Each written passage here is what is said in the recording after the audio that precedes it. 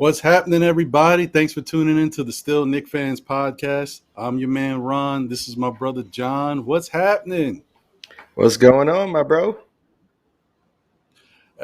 Can't complain, man. Another day. We here. We living.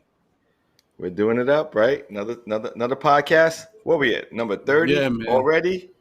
This is episode number 30. I was going to do something like, ticket-tatey with balloons and all types of stuff. But I said, no. We'll hold that for number 100. 100 is going to Right. be the big one. Yeah. Right. But this is 30, so this is a milestone for us. Yeah, man. We made it. Right. Nice. Yeah, man. That's a good one, man. And I heard we had some a special announcement as well to kind of share with our fans and It's funny that you mentioned that. We do have a special announcement. Tonight's podcast will be our first branded podcast. We're sponsored by Urban Cowboy Clothing, uniquely designed for every urban trendsetter, both young and mature. Go check out this uniquely displayed online boutique shop, and you can catch the latest gear there. So I would definitely say, you guys, hit this Urban Cowboy, site up. They've got great stuff. I'm not just saying that because, they're sponsoring us. I actually looked at their stuff, and it's pretty damn good. I like some of the stuff myself. So if I'm recommending it for myself, then you guys should go get it for yours and your family and your family's friends, everybody. Go hit them up. yeah, man. What's great about that boutique shop, and I took a look, it's sort of uniquely designed to fit one person's a specific need, you know what I mean? And they got very versatile, unique styles of clothing, you know what I mean? They got some dope tees there, you know what I mean, that you can rock both, casually, and if you going out, you know what I mean, to like dinner or like at a club or something, like if you want to dress up Right. tee, they have those, you know what I mean? So that's pretty dope. Yeah, man, I'm super And, excited for and they're that, man. affordable, too. Affordable, black owned, which is extremely important. Shout out to my brother Sheldon, sponsoring this. This is a great collaboration, man. I really appreciate that. Yeah, check out that website. It's gonna be a good you know good time for us to to just break into this realm, open up to sponsoring our show. We really appreciate that.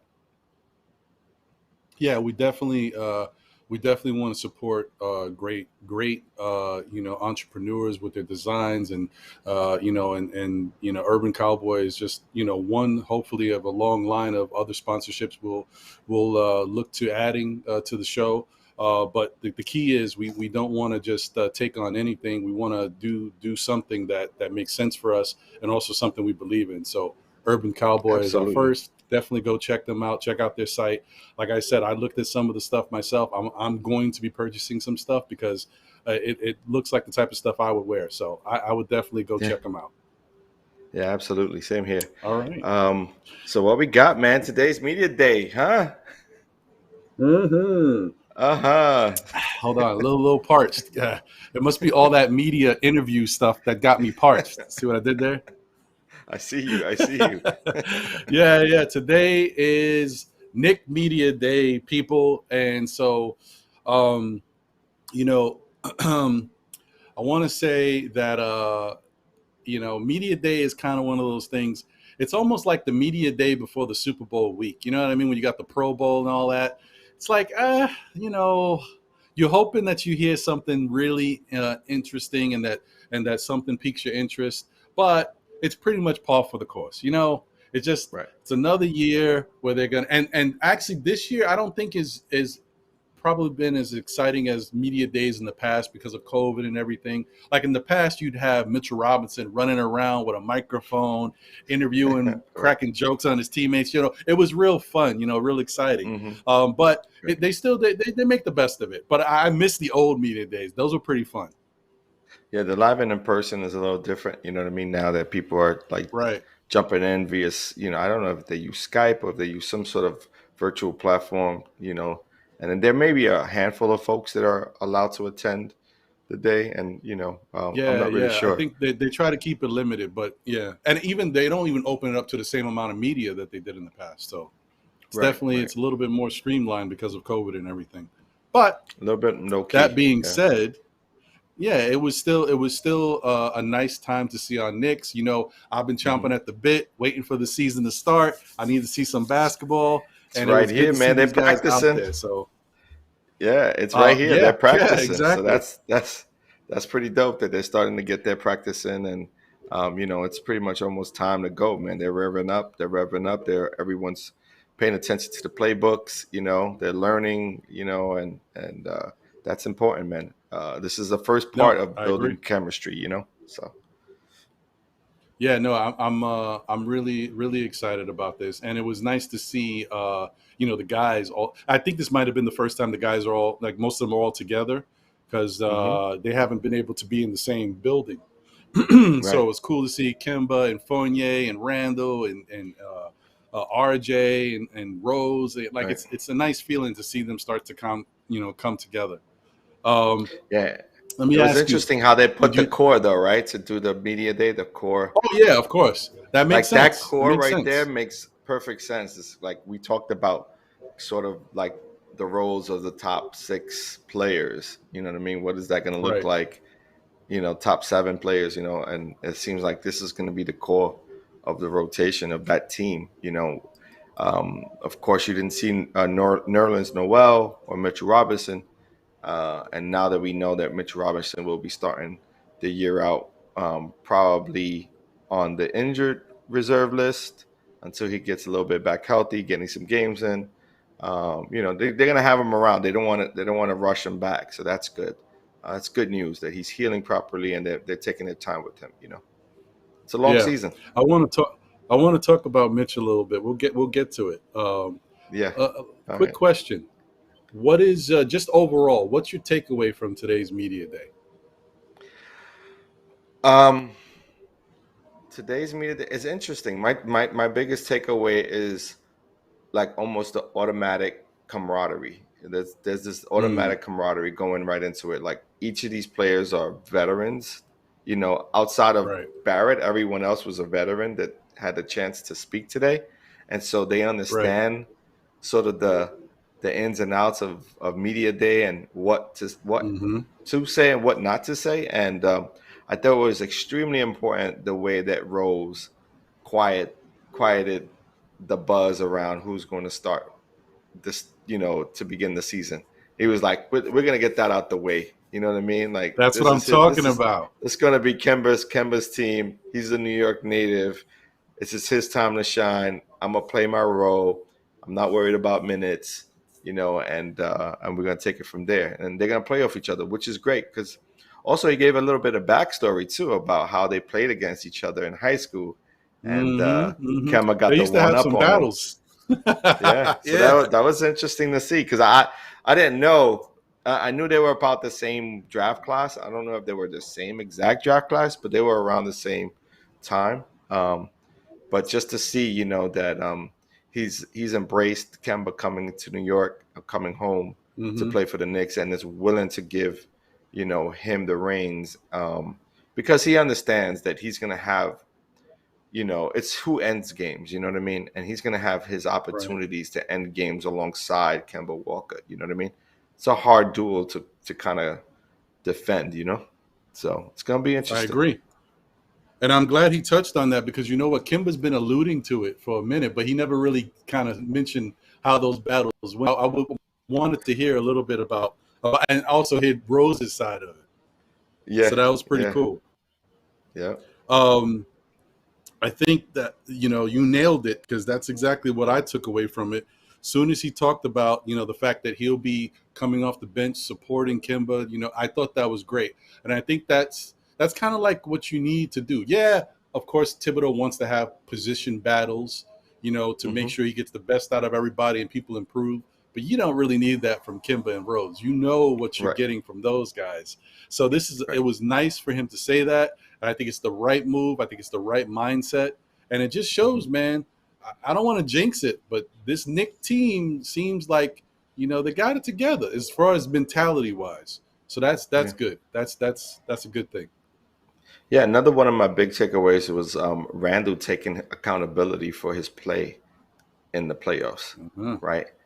Yes. giving us a better understanding of how much pressure he put on himself, and now Right. looking back at games and being able to watch film, hindsight is 2020, you get to see things a little clearer, and you're like, oh, okay, Hmm. he sees where he could have probably picked his spots, and not, try to force the game to come to him, but allow the game to make room for for adjustments. So I think it was extremely important for him to come out and say that, and also to talk about how he's building for this upcoming season. No Hmm. one expected him to have the season that he had, and to be able to come out of that season, or come out of that playoff, you know, series, and be down on yourself. That's easy, right? But how can you come back from sort of that kind of game and come back into a new season refreshed, ready to go, feeling balanced mentally, physically? And I think it's going to be good for him, Right. man. It's going to show his growth, and he's probably turning 27 now. He's at Hmm. his the maturity's there already, so he's starting to grow into into the person he's going to be, and the sort of like, these are kind of like his best 4 to 5 years of his career right now. Like, we're gonna live through I would those, agree. which is pretty awesome. Yeah. Yeah. Yeah. I would agree, man. I think that I just hope that everybody stays healthy. That's all I want, man. Yeah, Of course, there's yeah, going to be, like, if little nagging injuries happen, people playing back to backs, or maybe you're just pushing a little harder. You get like a little gnawing ankle injury or something, or like normal wear and tear. Maybe you fall on the floor wrong, a little hip pointer, something minimal. right. I just don't want anybody to be seriously hurt, seriously injured, and I hope Kimba can maintain, with his legs. I hope everything works out on that, because it would be criminal, man, for Mm-hmm. these Knicks not to be able to, you know, build off of last year's success and go into this year with this positive mindset, and then not be able to you know reap the fruits of their labor, because I know they're going to work hard. So, Yeah, we'll see what happens. I just wanted to give a shout out to the chat. Thank you, everybody, for tuning in. Appreciate you. Um, we got a little comment here. I'm glad Rose said that, so the New York media can't start trouble between the two of them. From Geraldine McIver. Thank you, Geraldine. Appreciate you. Yes, I agree. It was very nice of Rose to come out, be the bigger person. Not that Kimba wouldn't be that type of person, but it's nice for Rose to take that off of Kimba's plate. Not something he has to worry about answering. He could just focus on other things, and no one else really on the Knicks has to answer it. Rose took care of it. It's the yeah. big move, man. I like the You know, way it's way they're it's moving. it's it's a veteran type of play right there, right? He Right, had his time with Chicago. He was a Chicago native. He was a young budding star, and although Kemba's not young, you know, he is. This is his first time playing for the New York Knicks, kind of his hometown, probably a team that right, he's always wanted to play for, and so this is his opportunity to really, um, yeah, just sort of enjoy this time. You know what I mean? And I think that's very that's huge. That's huge because it also showed itself when they asked Kemba about it. And he said what? He's like, oh, I appreciate that. Because he looked up. Like guys who played against each other, they looked up to Rose at that time. I mean, although Rose may have been in the same draft class, but to be the youngest MVP, like that doesn't happen often. And the right. style of play that he provided and showcased in the NBA during those 2-3 years were like magical. So, um, it's pretty dope. No, hey, listen, you love to see it, man. You love to see it. Yeah. So that was great. I agree with you with Randall taking accountability. Hmm. And you could tell he's serious, man. I was looking at. Unfortunately, I don't have the picture for you guys. Maybe you've seen it already, but there's a comparison picture of Julius Randle. Maybe it's about a year or two ago, or around there. compared to how he is now, how his frame looks, and the His transformation physique. is serious, man. It's serious. Like he's definitely been Mm-hmm. working out hard in the. But the interesting thing about it is because sometimes when these guys, these athletes, hit the weights, especially when Mm-hmm. it comes to something like basketball, they lose their touch because they get too big in the arms, too swole, and they just don't have. But Julius has become a better shooter, which is a testament to Mm-hmm. how hard he's working out. I mean, in Right. practicing. So I think it's incredible, man. I mean, he's a physical specimen now, and he's still got the touch. I saw his workout videos with Mm-hmm. Derrick Rose and them trading, going back and forth, trading baskets. It's a real nice thing to see, man. You could tell Julius wants to take his game to that next level. He wants to be in the next level of superstars. Yeah, it seems like he had a taste of it, of what that stardom could Hmm. be like in New York City, and Right. he's embracing every minute of it. You know what I mean? He's embracing it. His family's embracing it, and the fruits come to those who are going to put in the work. And I think he's willing to put in the work and put in the effort. And all we really want is someone to put in that effort. You know what I mean? Day in and day out, and Yeah. he's pretty much been that guy. That entire last season, coming back from a season in which a lot of players can put their head down and say, you know what, I'm already, making a ton of money. I don't have to do much more. You know what I mean? And he took it he Hmm. took it to the next level. You know what I mean? Like, so that's super impressive. And this year, like he's coming in motivated. The front office has built the right kind of team around him. He doesn't necessarily. We don't have a budding star. We are leaning on Julius to become that star. You know what I mean? And we got a great supporting cast. We got a great supporting cast of um, of you know senior leadership and current players on our roster who are also like experienced NBA players.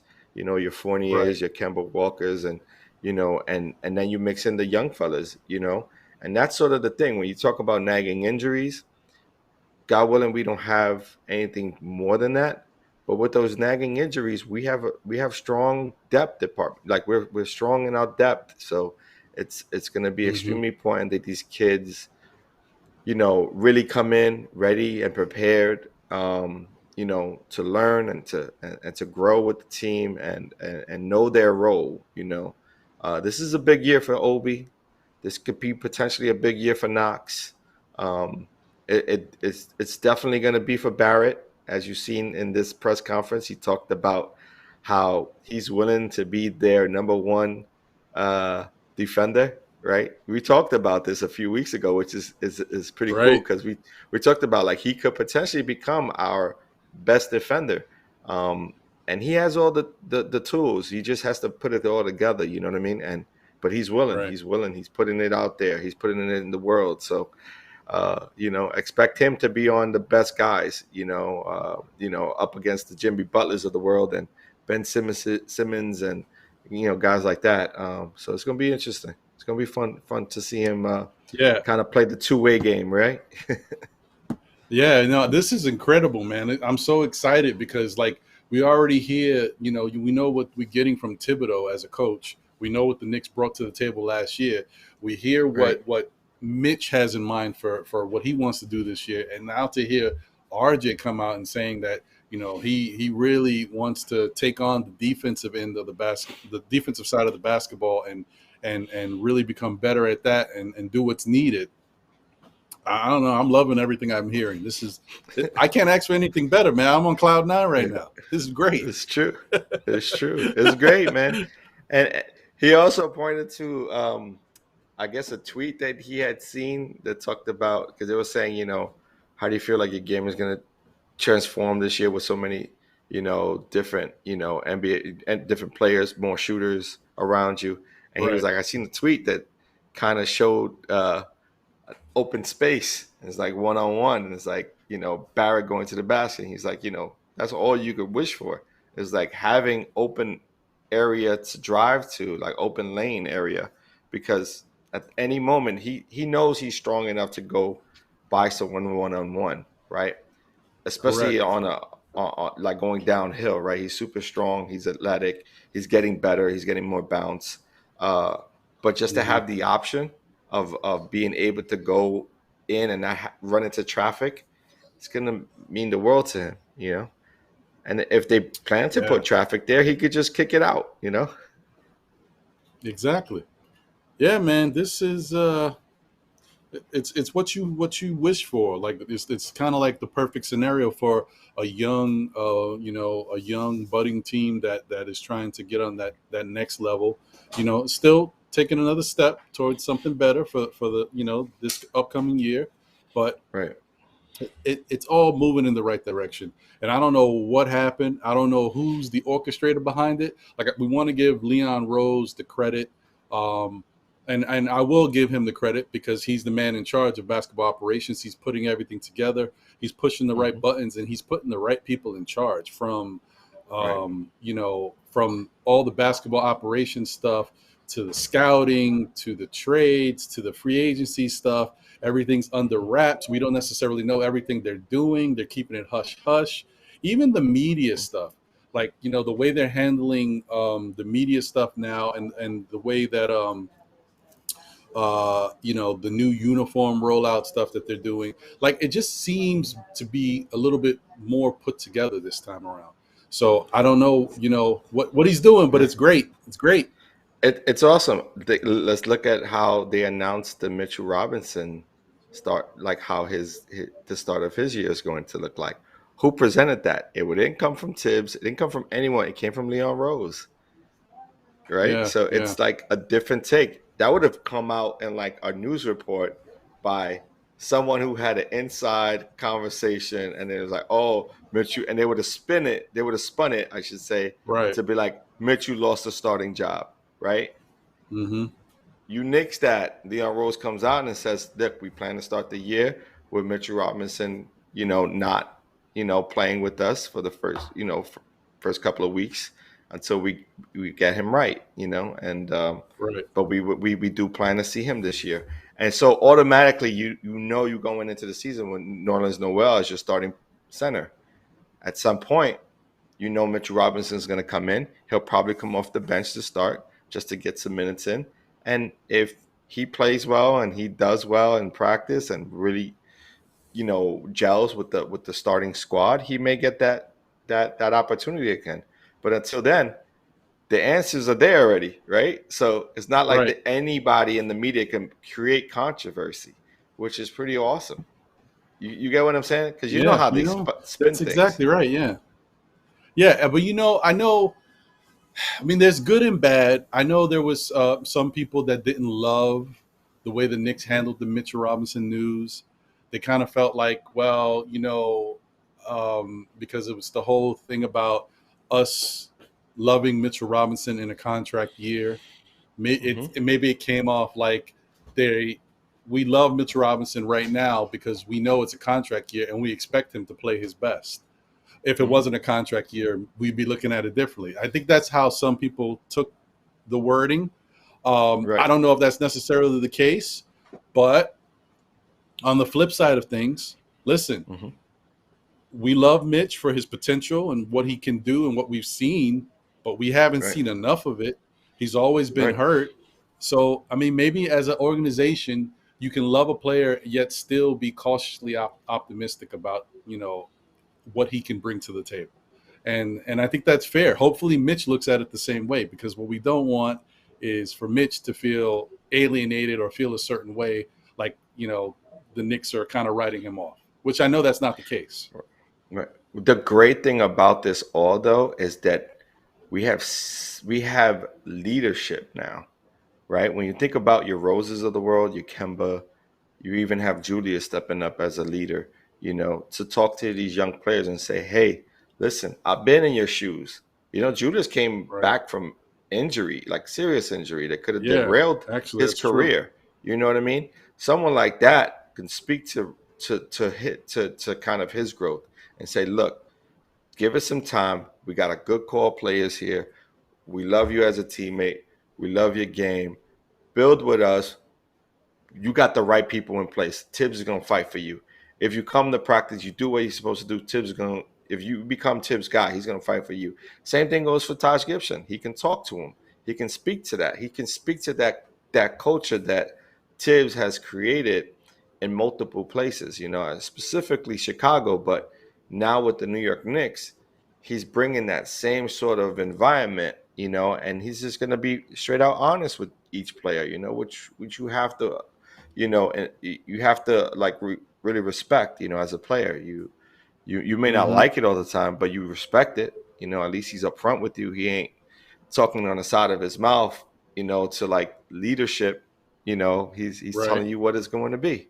So it's going to be good for Mitch, and also not to rush him back is going to be extremely helpful so that he doesn't feel the need to, um, do too much out there. You get what I'm saying?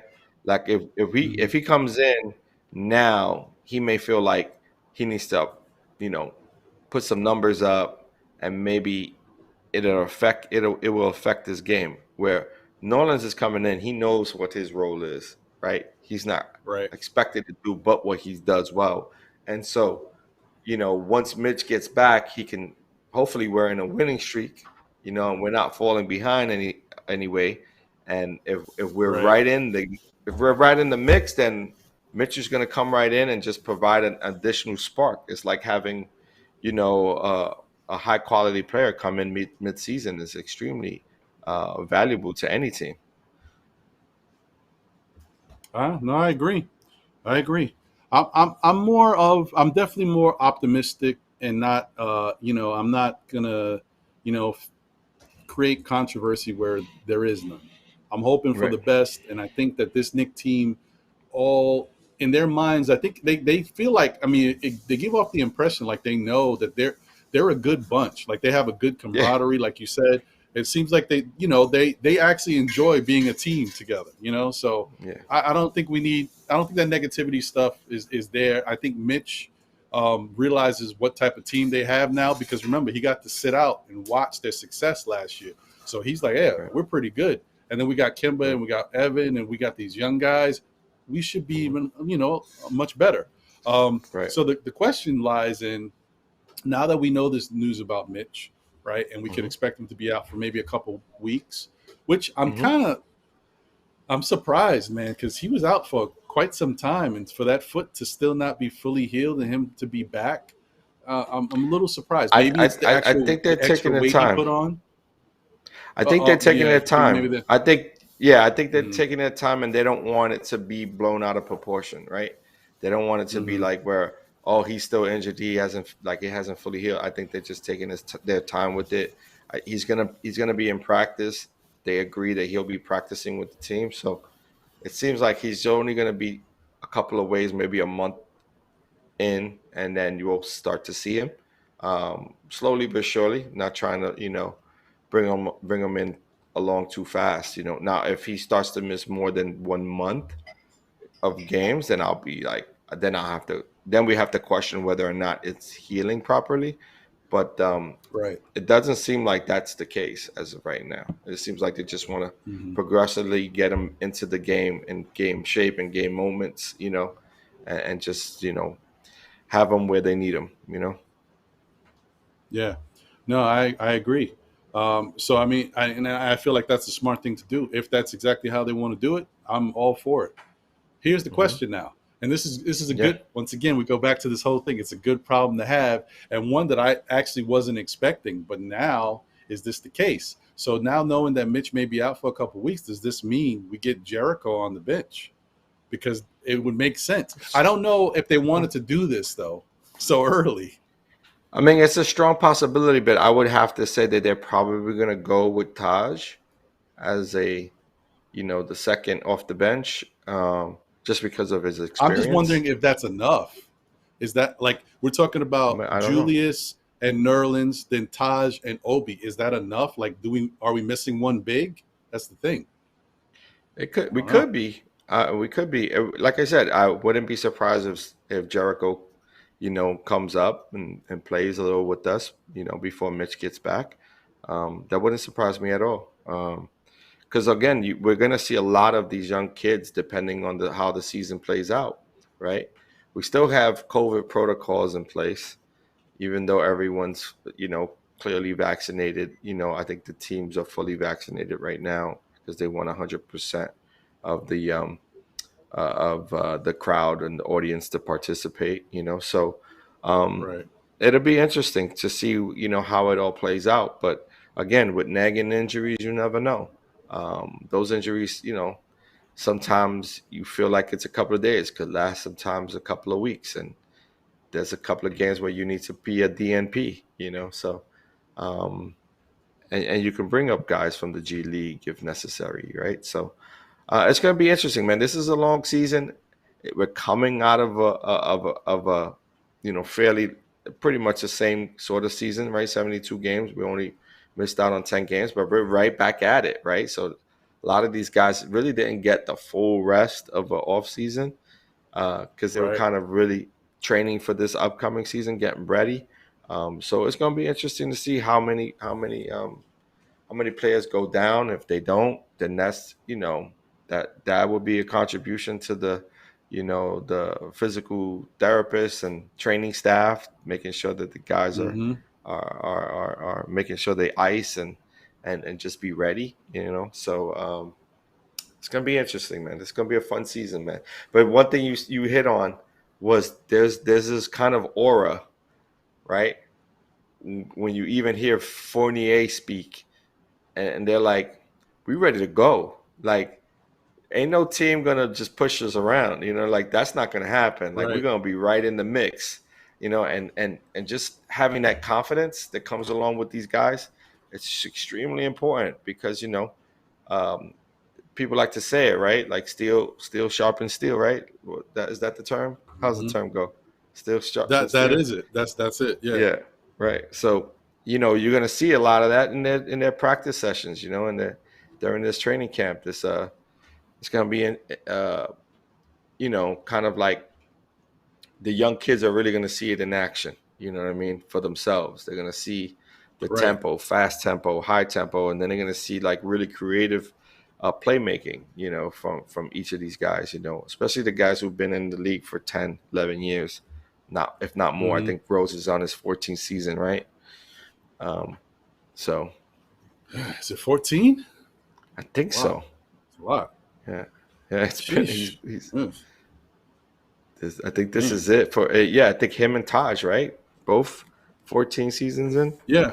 Well, I mean, yeah, because they came in around the same time, so that makes sense. Yeah. All right. Well, man. Okay. Well, listen. Hey, I'm just speaking of Evan Fournier. You made me think. Hmm. This guy's funny, man. I like him. I like Evan. Yeah. He looks like he seems like he fits in with the Knicks. He fits in with New York well. Yeah, for sure. I like the fact that he's done his little tour. He's been to Times Square. He's riding the subway. He's getting halal food. He's doing all types of things. So it's pretty Well, cool. he's also Um, acknowledged that he's been around New York a while. Like he used to travel mhm, here a lot with his wife. So, they traveled the city before. It just seems like he mhm, he understands New York media, and he understands what they want as headlines. So he right. shows out when he's out in the city. Yeah. No. He definitely he's showing out. He definitely is. I like He's embracing when they it. were interviewing him. He was talking about how his parents are both skilled in judo. Yeah. I don't know if he was talking to Stephen Bondi or who, but he put his little remark in there, like, yeah, I can definitely kick your ass. I was like, yeah. I was like, That's okay, funny. because he had mentioned he's like, I don't have the same type of training that my parents do. Like I train with my father, like on the side and stuff like that, but I'm still good enough to kick your ass. So that's Right, basically right. what he wanted to put out there. Yeah, yeah. So I thought Yeah. that Well, was listen, he's a funny guy. it's hard to go against anyone who's grown up with the fighting family. You know what I mean? Like it's Oh kind of yeah, embedded in forget your in about it. your in the way of living, right? So you get And coaching is from the time you was forget like the littlest. yeah, forget the actual technique. It's just the they fight. That's The so mindset, it's that right? gives you Yeah, that, yeah, the mind, yeah, exactly. yeah, Which is yeah. what you want. That's great. It's good to Yeah. have that in the player. I'm happy. Hey, Um, listen, we've always talked about so, it. He's never been afraid of of sort of the back and forth, right? He's always embraced it, and he's No, like, no. he's willing to put some exchange out there, and also not only just verbal, but just like on the court, like he'll put up points against guys who are top notch scorers. So um, it's gonna be interesting. They're battle tested, that's for sure. The guys we have are battle tested. Yes, yes. I would say so, and I think it's really great to witness this, and I'm just excited to see that they're not the butt of everybody's jokes for once. Like Knicks have been Right. getting a lot of good press, so let's just keep it going. You're right. People are saying they're the most stable team in New York right now. So Can you imagine? that's crazy, man. Listen, That's crazy. it's not a lie. Not the way that this MLB season's been going. So it's not a lie. MLB, the NFL, it's all Or bad right now, NFL. Oh my God. It's horrendous, dude. especially in Look, football. when all I'm thinking about is who could be our first pick next year in the draft, it's a bad time. That's all It I'm saying. sure It's a bad is. time. And the crazy part is we might have the first pick and the second pick if the season was to end today. Right, right. If it ended today, let's hope that's not the case. Yeah, Let's yeah, run yeah. off 10 in a row. Yeah, there Let's you see. go. There you go. Um, so yeah, man. But I think that's great, and I think media day for the most part was pretty good, and as expected. But now we're getting down to the nitty gritty. Guys are coming back, so we talked about it before that we expected to see some positional battles between certain Mhm. guys.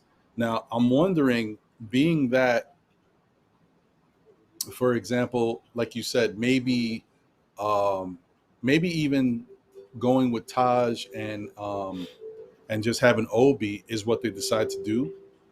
Mhm. Going early, and they stick. Excuse me, they stick to the plan of possibly having Jericho in the G League and doing his time there early because obviously he's on a two-way contract, so he can only play 50 games. Right. Maybe this allows them to incorporate another guard that we didn't expect them to have playing time for, which means they might have smaller lineups, but maybe someone like a Grimes gets more time, or a Deuce might see something. I don't know, but I kind of think this actually works into the favor of a taller forward, like a maybe Bacon, like Dwayne Bacon. All right. We're about 6'6", right? 6'7". Yeah, but long arms, and so he's one of those Yeah. guys that does play small forwards and an occasional power forward, depending on who that power forward is, the size of the power forward. Obviously, Right. it all This is a depends. good But time, if any, for Knox to really step into his oh, game. Knox too. Yes, correct. He's being 6'7", 6'8", depending on his growth. I don't Hmm. know if he's grown. Some have him at 6'9", some have him at 6'7". I don't really know where he lands.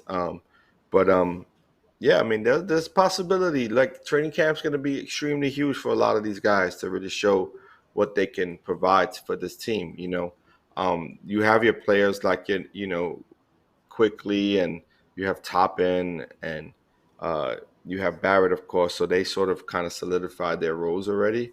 It's about the other Hmm. guys. Can they step up? Can they provide something else that can fit the need for our team this year, especially starting out the year. So it's going to be interesting to see, man. There's going to be a lot of good basketball to be seen. I really hope they have an inside look at training camp. I would really love them to do kind of an inside look, even if it's like an MSG special, just to get it in, just to see what those practices are going to be like, because I'm sure they're going to Hmm. be intense. What they used to say back in the day: "Bring your knee pads," because we're expecting y'all to Because go diving for yeah, basketballs. So, yeah, we want to see you. That was the thing. That was when I used to play basketball, when I was on JV and then varsity. yeah, Yeah. I want to see you. I want to see you rolling around on the floor. That's they used to tell yeah. me that. There better Yeah, not be a well, loose ball, and you're not chasing after it. exactly. Or Yeah, else we're yeah, all yeah. running I laps. mean, Exactly. We don't want that. We don't want that You at ain't all. built for running Um, laps. no. I'm barely built for getting on the floor, man. I'm 6'5". It's hard for me to get down and get back up. But back in the day, I could do it easy. Not now. Right, right. Now it's a wrap. Um, You're gonna stay down. so yeah, exactly. So the other thing I wanted to touch on briefly was the coaching staff. We've talked a lot about the Knicks and what we kind of expect them to do and their mindset and their approach. And we hope that they don't make some of the mental errors and stuff that they displayed last year. Maybe they've learned from that. They're a little wiser, a little older as a team. But the other thing is the coaching side of it. Thibodeau.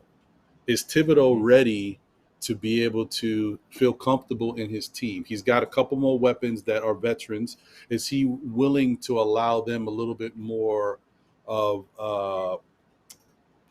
Freedom. experiments with, freedom and experimentation with the offense, things of that nature? Yeah. You know what I mean? You know, I know he keeps a kind of a very rigid regimen of how he runs the team. So maybe he loosens up a little bit on the offensive end, not the defense, because that he runs a tight ship over there. But I'm wondering if he'll do that a little bit. What do you think? I'm hoping. I'm really hoping.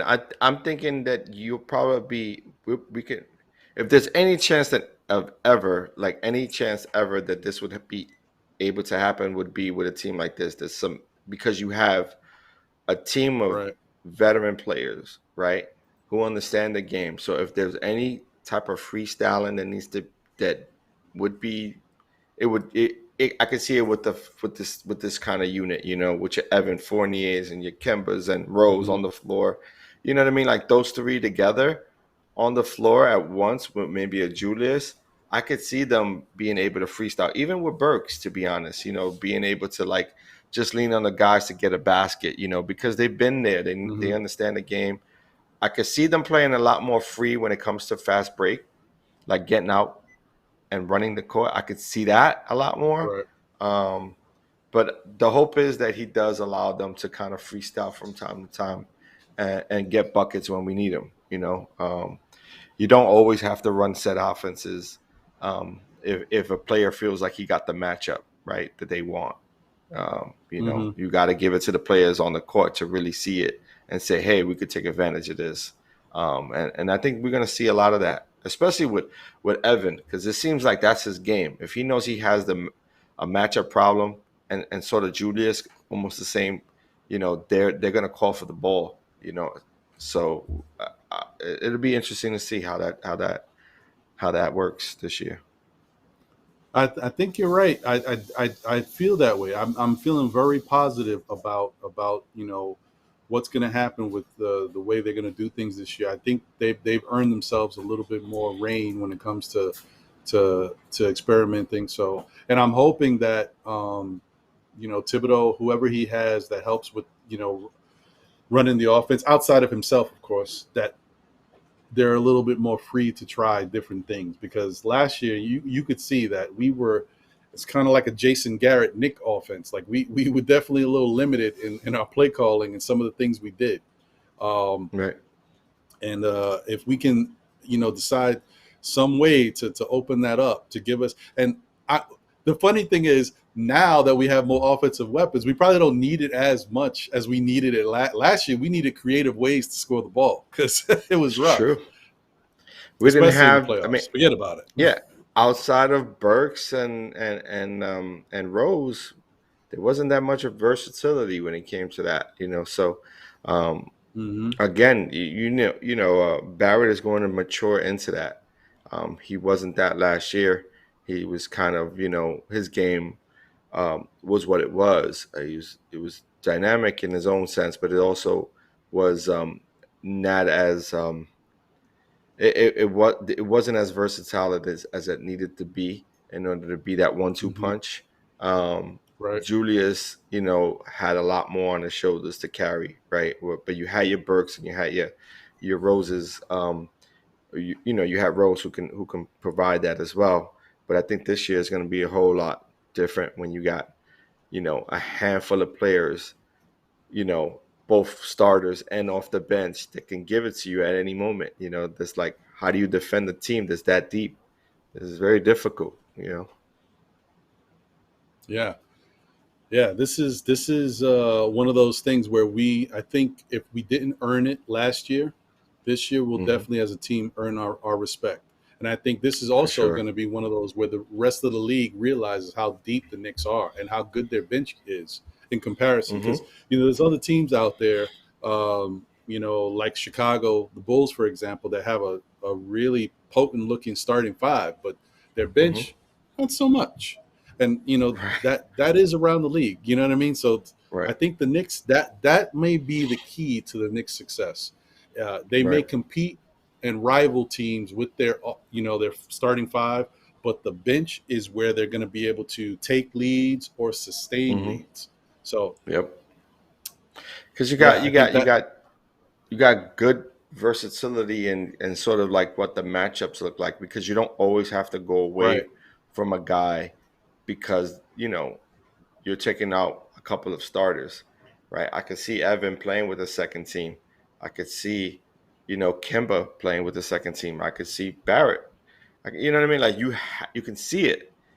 You can see the mix and matching at any time with this Knicks team. So it's gonna be extremely impressive, and I think a lot of teams aren't gonna be ready for it, especially early on in the season. They ain't gonna be ready for that kind of firepower. They're gonna. I mean, you usually up for teams like you know, have I say the Golden State Warriors. Even though they don't have Durant, I think they still are one of those teams. Now with Clay coming back hmm healthy, they're going to be extremely, potent when it comes to shooting. And when you look at the Knicks team, you look at a Golden State team filled with shooters. I think you're going to get this sort of same combination. You may not have it in the same, what they call like as you with the same intensity as far as like how many threes they shoot, but I think we're going to see a lot more threes than we've ever seen before. And I think Rose spoke to this. Like, if we can up it between 37 and 40 a game, you know, 3-point shots taken. And we're talking about good shots. We're not just talking about just chucking up threes, but good open shots, good, quality shots. With the guys that we have on this team, the percentages are high. So right. um, it's going to be interesting because teams aren't going to be ready for that. How do you defend guys in the perimeter who can both drive and shoot the three? It's Right, very difficult to right. defend against. Yeah, that versatility is definitely the only thing that we don't have is that level of height in Mm, versatility. That I know we had hoped that when this team would be when you have all those interchangeable 6'5", 6'6" guards and all that, which is not easy to come right, by. right. Some teams have it, like the Atlantas. I think even Mm-hmm, Sacramento has a little bit of that. mm-hmm, Some other teams too, but yeah. But other than that, as far as just positional versatility, we do got guys. The point guard can play shooting guard, even the small forward to some degree, depending on their size, and vice mm-hmm. versa. Like it's all over the place, which is great. Right. Um, just want to give a quick shout out to everyone who's joined in the chat. Appreciate you guys. Thanks for tuning in. And for some of you who just tuned in right now and may not know, tonight's broadcast or podcast, should I say, is being sponsored by Urban Cowboy Clothing, uniquely designed for every urban trendsetter, both young and mature. Go check out their uniquely displayed online boutique shop, and they have some great gear. I'm not gonna, lie to you guys. The stuff looks good. I'm going to purchase some stuff myself. It's stuff I would wear, and if I feel comfortable wearing it, I'm definitely gonna advise you guys to go out and take a look. Get some stuff, for the suave man in you, or just the guy who just wants to lounge around. They've got everything. So definitely check Yeah, them out. definitely, definitely.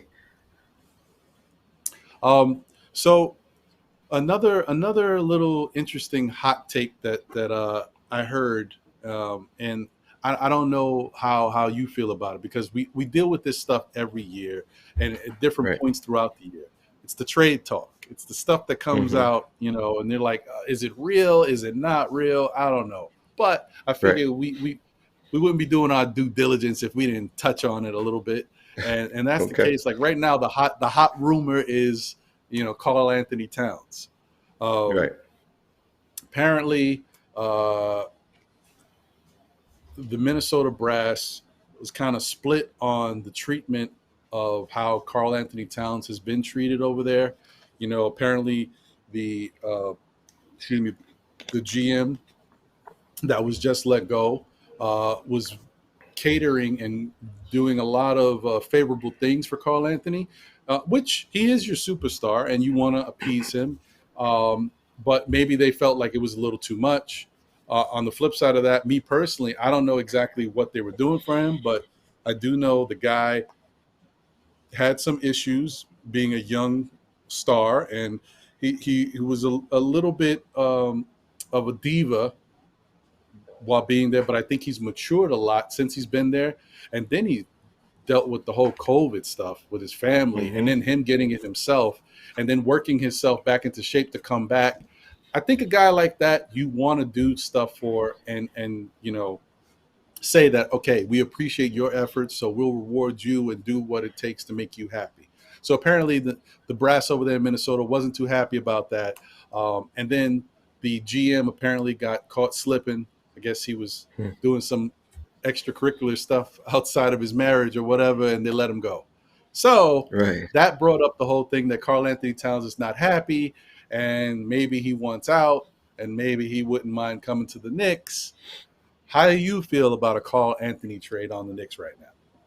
And listen, any player that's going to be on the market is always going to try to utilize the Knicks as a potential trade option, right? Because it's the Right, market, right?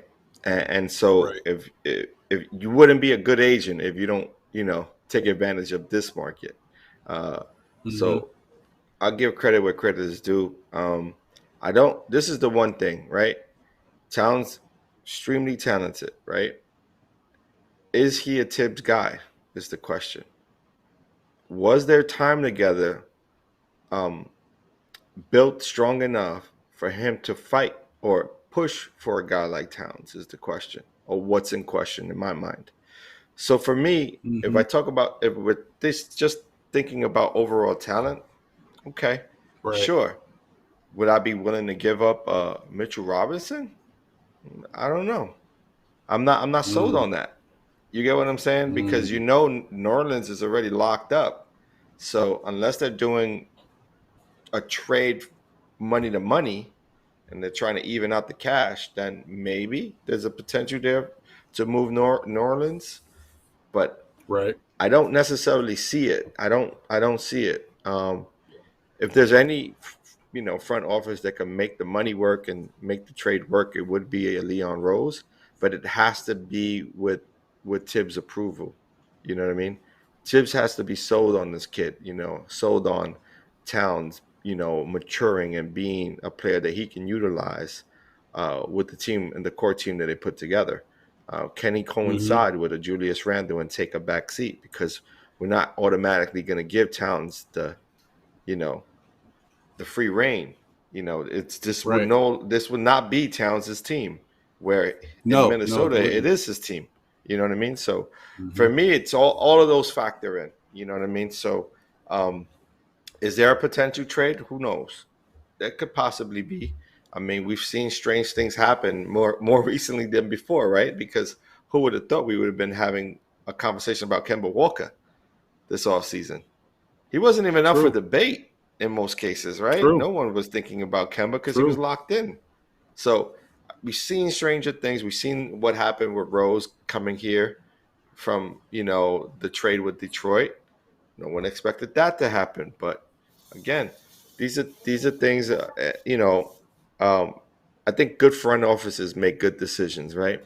And the great thing about Hmm. our front office right now is that they're all in line with their coaching staff, right? They're communicating. There's no friction. They respect each other, and that's kind of the best of both worlds, right? Because not everyone could do their job without looking over their shoulder or worrying about, hey, these guys are pressing me for this or that. You know what I mean? They all have generally extreme respect for each other, and they're gonna communicate that outwardly to each other. You know what I mean, and kind of make sure that they Right. on the same page when it comes to a trade. So I don't necessarily see that. What are you thinking about this trade? What comes to mind for you, Ron? I'll be honest, man. I like Carl Anthony Towns. I've liked him since he was in Kentucky. Uh, I I did not like when he came into the league and I found out he had like an alter ego that he talked to.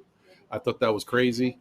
So I was like, I don't know what Okay. you're talking about. You mean you got to talk to yourself to get yourself what? I don't know. Yeah, you're gonna get 10 rebounds tonight. Okay. I'm like what?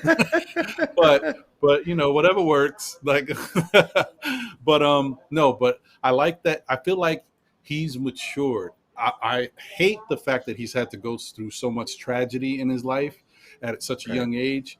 I do think that going through this, they say you only go through stuff that you can handle. Like, and I feel Right. like he has matured throughout all of this, how to handle himself and Right.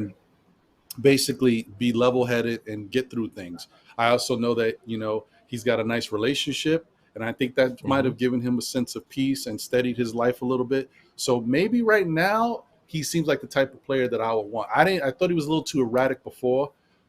Right. However, that being said, I would not want to break the bank and throw a whole bunch of stuff at him. I like the team that we have now.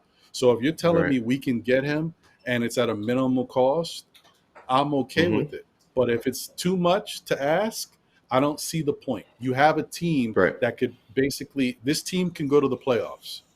We've seen Yeah, we can a compete. worse team. Right. Yeah. So we don't necessarily need to do this at this moment unless you know that we're going to be a championship contender. No. So Right. it's up to us, or up to the Nick Brass as a team to say, well, how much of a benefit is this trade for us right now? And I think that's what the Hmm. Knicks are weighing. I don't even know if they really want to do a trade right now. I think it's too early. I Hmm. think they need to wait logistically because of contracts and everything. I don't think they can really move people until sometime in November or something like some stuff has to kick in. So I Right. think this is all speculation right now, and I don't see anything happening. But I wouldn't mind only if it's the right trade and you're not giving up a lot for him. Because like I said, we don't. I don't think we necessarily need him. I would love to Hmm. have him. He's an all-star. He's proven. Right. And if just being honest, if you're giving me Carl Anthony Towns or Mitchell Robinson, I'm taking Carl Anthony Towns. So Right. it's kind of how I look at it. Again, yeah. I mean um, that's all. It's all like you said. I agree with you when you talk about speculation. I think it's right now. It's all speculation. Um, Right, and I'm with you when it said when you're talking about not giving too much for him. You know what I mean?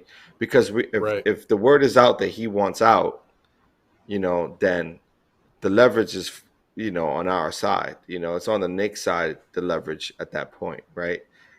Mm-hmm. So yeah, definitely not. Don't give a lot away for him. He is a talent, but again, how much can that talent excel in sort of the role that he's going to have to take on this team? You know what I mean? I don't see it. If you're saying right now we're handing off the reins to Randall and everyone's on board with that, I don't see us coming in with the Towns and expecting that to shift. You get what I'm saying? And and Yeah, and I don't know about you, but the only time anytime I've seen Timberwolves play, the ball is usually in his hands. You know what I it's a mean? real. They have a really weird offense over there. Like, and Yeah. he's shooting It's crazy shots. That's what I'm So, saying. Like it just doesn't make sense. And I don't see that. I don't see that happening with Coach Tibbs running the helm. You know what I mean? Like, do you mhm, give a guy like I mean he's talented, but do you want him to be the guy who's has the ball and primarily in his hands and making the decisions? Because at that point now you right. shift the whole paradigm and you're playing similar to the Sixers and how they play with Embiid With dominating the Embiid, ball. yeah. You know what I mean? So Hmm. I don't know. It could happen. I don't know. I just don't see that. I don't really see it. Which Now that you say that, it makes me think a little bit more about that whole thing with what the Sixers do with Embiid. Not just because he's uber talented and can control, the flow of the game, can move the ball, has a good handle for a big guy. It's like almost it was a necessity for them because their real point Mm-hmm. guard can't shoot. So it's like, Exactly. Yeah, and like, that's why we you can do need it a little Embiid to shoot differently. threes. Yeah, and that's why you need Right, Embiid to right. shoot threes, right? Like if you ain't getting it from Simmons, Simmons could go down in the block and get some rebounds. So I don't know. It's a weird. Speaking of It's weird, Simmons, right? that's a good segue. He's another one. Speaking of Simmons, he's another Right. one, and apparently he that how they love to use the New York teams, the New York media, and all Yeah, that. Apparently, he wouldn't mind New York Knicks. They're an attractive organization. of course. How do you feel about Ben Simmons in a Knick uniform? I'm really not touching Ben. I mean, he's great defensively. He is. He's a great No, defender, he but is. and he's a very good passer. He has a very strong IQ when it comes to basketball. He's got great vision. He's good size. Who do you give for him, right? Who do you give up on? You literally just revamp your team to have two starting point guards playing back to back from each other. You have a Rose, Right. and then you have some core young players who could potentially become budding stars and could potentially run your offense for years to come. How do you give up on that, right? So I don't necessarily know if he's the right fit for this Knicks team because evidently we've turned this around and decided to go with the shooters, right? We Hmm. went with shooters. That's who we picked up. So if Apparently, you're yeah. telling us that we're gonna change our mind state, right, and say, okay, we're gonna have to shift, and now we're not focused on shooting high percentages from the 3-point line, then okay, then now Simmons is an attractive feature because now you're like, okay, now we're gonna run down teams with bigger players, and it's gonna be hard for teams to defend. So it's a catch-22 because you're gonna have to give up to get them. You're gonna have to give up a lot to get them. Actually, you give up more Right. for Ben Simmons than you would Towns, in my opinion. Probably, yeah, exactly. And the yeah, just I don't I wouldn't do it. I Simmons could stay where Simmons wants to stay. I Right. don't. I have a different.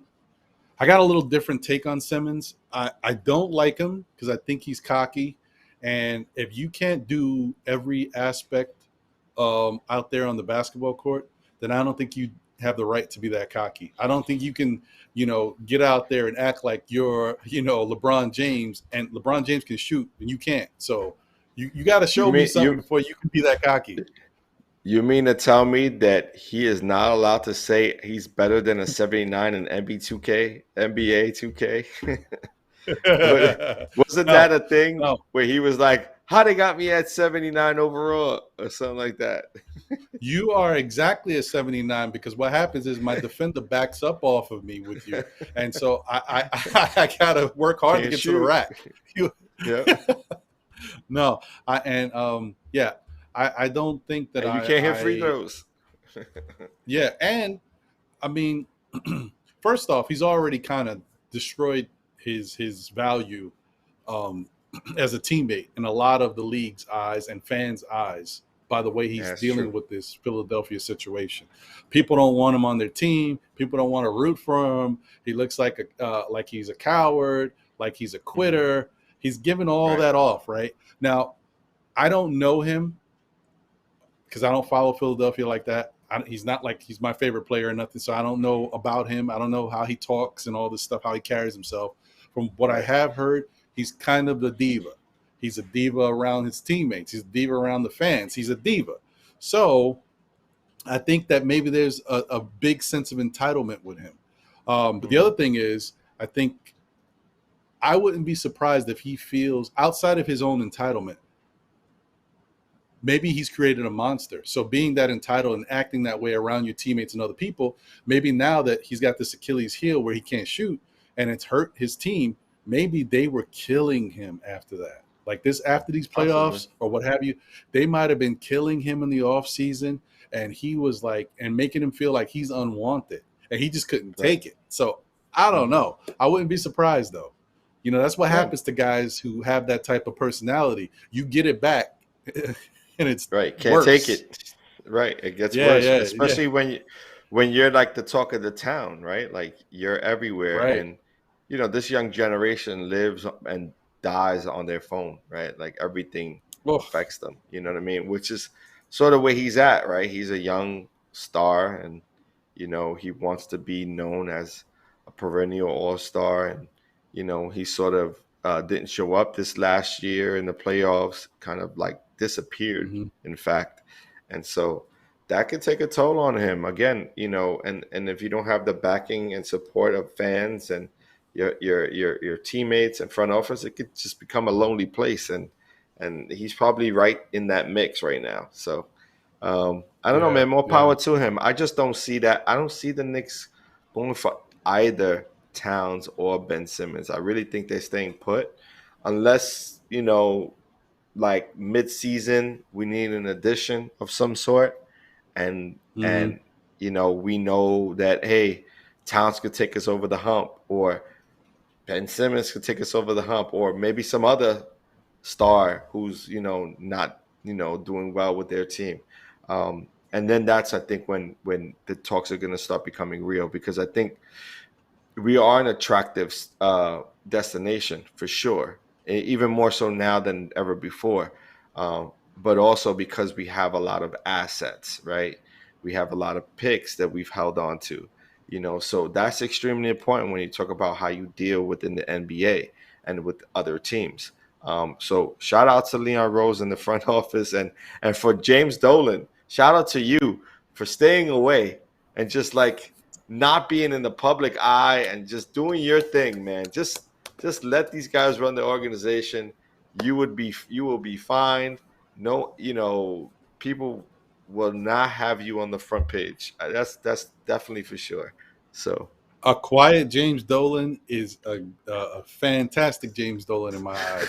This has been great. exactly. This has been Yeah. great. I don't want to hear nothing from James Dolan. I like it Just just the keep way it pumping is, out and those it's great. albums. Yeah, yeah, yeah. Just keep Come on, man, making hit us with music, man. that sad music you spewing out there. Yeah, get your That's guitar it. riffs Just on. do that. Yeah, Just do that. I mean, that's nothing better to ask for from this particular owner. Um, Right. so yeah, man. I mean, that's kind of pretty much where I think this situation is with Ben Simmons, and I think the trade rumors, like we already talked about, those are going to come and go. We'll weed them out as they come along, and we'll talk about them, see if they Right. make any sense, or if it's something the Knicks should even think about. But there's going to be some times where it's just a bad news day. It's a slow news day. Should you say Yeah. that's that term? Yeah. Um, yeah. The only last thing I wanted to touch on really quickly is just that how do you feel about this whole COVID vaccination thing and the fact that, for whatever reason, whether your beliefs are strong or not, it's going to kind of water down some of the NBA basketball because there's I mean I don't even know all the names yet, but there's a good amount of players that aren't going to be able to play a lot of these games. I don't know much about it, to be honest. Give me more context. Well, What are you reading? well, What are you hearing? I can tell you that for example, we have Kyrie Irving, who is Hmm. not vaccinated, doesn't Okay. intend to get vaccinated. He's being very cryptic with his beliefs and saying that things will work itself out and all this stuff. I think that's just an easy way to say, listen, I don't really have anything to talk about right now. Let's just move Right. on. Right. But I mean, Kyrie Irving is a star player on your Star. team, and if you're gonna Absolutely. miss out on having him for about 40, 41 games, that's big. Now, Um, this is the thing. Why would you though? Like, if you're the NBA, why would you mandate vaccinations? Right. I mean, we live in a free country, so I mean, again, this is my personal opinion. I don't think anything of that nature should be mandated. I think it should be someone's choice. You know, right. And I think that's the problem, right? It's become too political, too politicized, like this vaccination, and everyone trying to, give their own opinion on things and force it upon each individual. I don't think that's the right approach. I think if in fact they want him to play and there's folks that are vaccinated, then he should be at the very least given the opportunity to be tested daily, right? I think that's a great compromise, right? You're tested daily to make sure that you don't have any symptoms, and so that we know that you're safe. Vaccination doesn't keep you safe from catching COVID, and that's kind of the Hmm. that's the misinformation that's out there. This idea that if you're vaccinated, you won't catch COVID. No, you actually can catch COVID and you can be a spreader. I fortunately am vaccinated, but I myself can be, someone who can spread the disease or spread Right.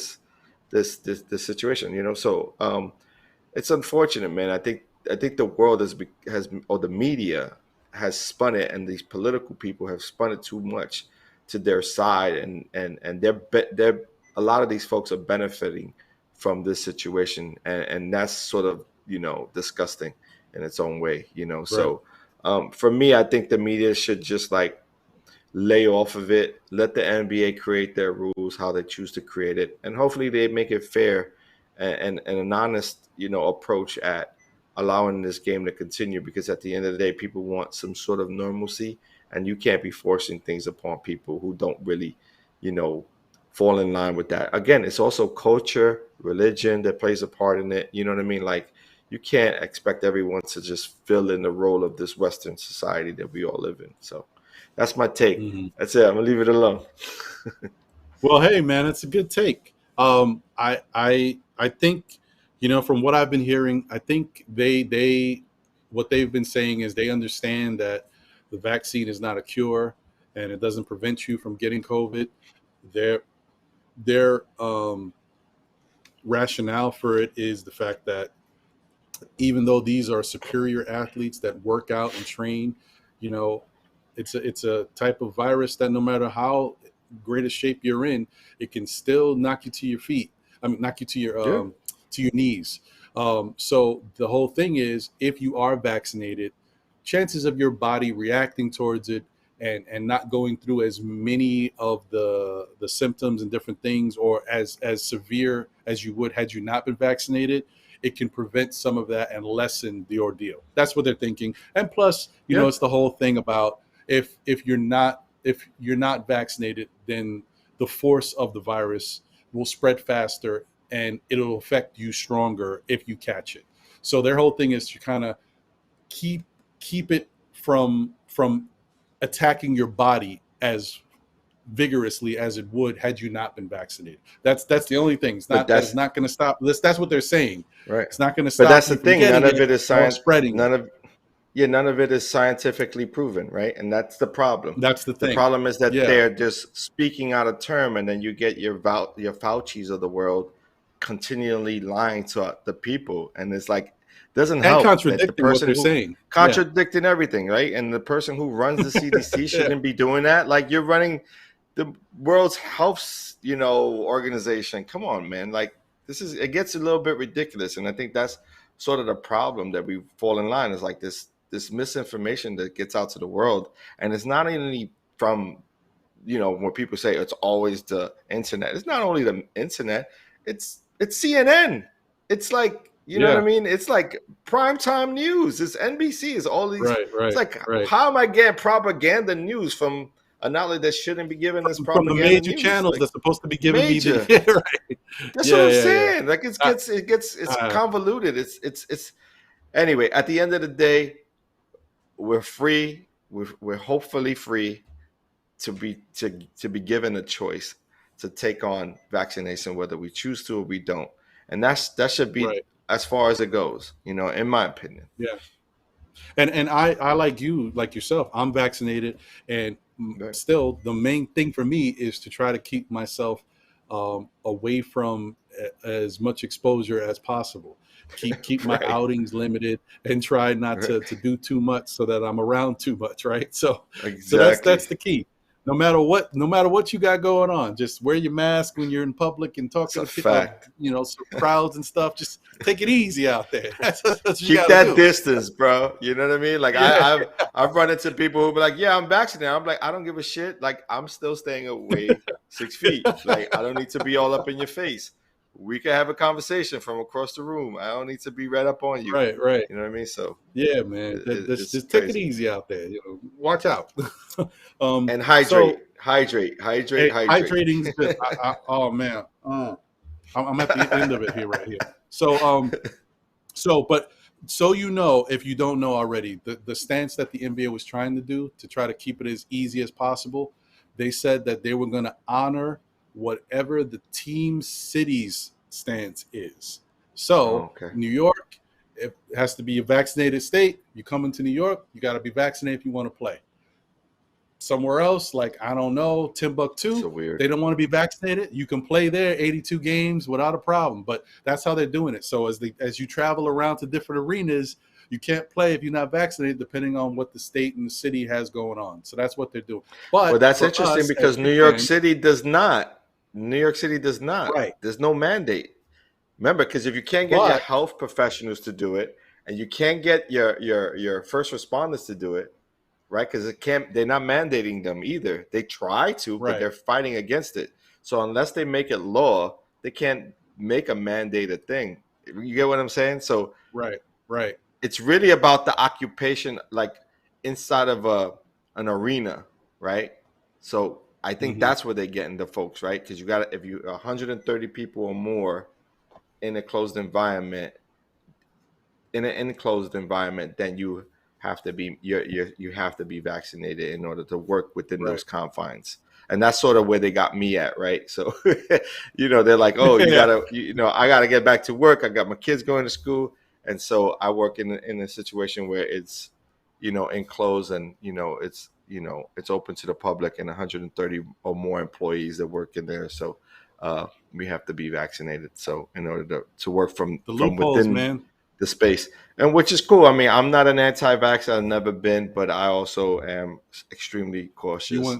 And you want to have the right to make your own choices too. Exactly.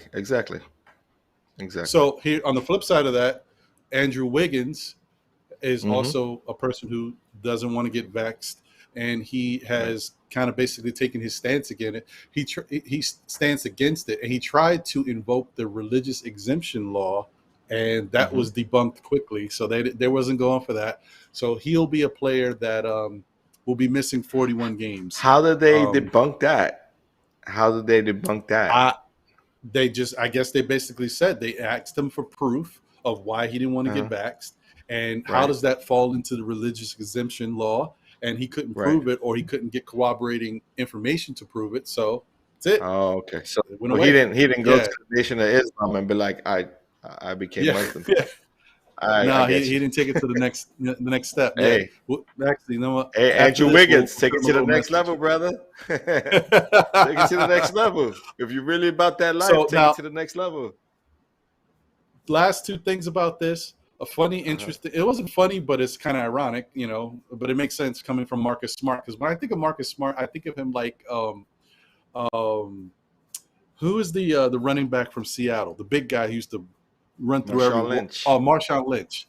Yeah. I think of Marcus Smart like a Marshawn Lynch.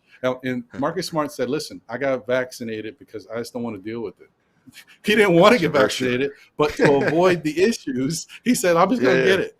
So he said, whatever. Right. As Knicks fans, I will say, if you don't already know out there, everyone, and my co-host John, if he doesn't already know, the whole entire Knicks organization, coaching staff to players, have all gotten vaccinated. So at least that's one thing we don't have to worry about talking to them about. So they can just worry about basketball. Facts. So it is what it is. Man. So scary times, man. We were definitely in scary times, and hopefully this is a healthy, quick winter for us, and things don't get worse, and everybody remains in normal health, and we can continue to have some type of a normal life. We'll be able to go to our basketball games and whatever games we want to, attend, and not have to worry about being locked indoors. Should I say? True. All right. Well, thank you guys for tuning in once again. I want to touch back on, our sponsor, and thank you guys for tuning in. Urban Cowboy is a clothing line. They're uniquely designed for every urban trendsetter, both young and mature. They have agreed to partner with us. They're our sponsors for the Still Knick Fan show. Definitely go out there and check out their site. They've got great clothes, really, affordable, nice fashion styles for the regular lounge around type wear, and you want to take it out and go on a night out of town, wear something a little nicer, Upscale. put on your button up, So they've got you covered. So definitely check them out. Once again, that's Urban Cowboy Clothing. And hey, man, this has been another great episode. Our episode number 30. Can you believe number it? 30, man. It's here, man. Soon, man. Yeah, when we start man. this next season, we're gonna be moving on to like what they call season 2. And then we'll start it all over again. Right. So yeah, man, this has been great. Appreciate you guys for all tuning in. As usual, as I always say, you can catch us on Instagram at Still Knick Fans or on Twitter. Definitely look forward to hearing from you guys. If you have any information you want to share with us, any ideas, or just things that we didn't cover, didn't talk about, maybe there's something we missed. Yeah. Feel free to reach out to us. We appreciate it. Not only that, if you want to come on and be a part of the show and just, give us, your input on how you feel the Knicks are going to be this year, hit us up. Let us know you want to be on. We'll get you on our schedule, and we'll see you get you on. Yeah, we'll definitely love to have you. So once again, hit that like button, subscribe, tell a friend who tells a friend who tells another friend, and make sure you also mention Urban Cowboy Clothing as well. Don't forget that. Still Knick Fans is the key, but you want to look good while you're watching us too. I like what you did there. Hey man, Yes, sir. So this has been another great episode. Thanks to my man John for being on the side with me, holding it down. Appreciate Jose you. on the 1s and 2s in the background, As holding always, us down. shout out. Appreciate you, brother. So we'll catch you on the next one. Everybody have a good night. Take care. Absolutely. Peace.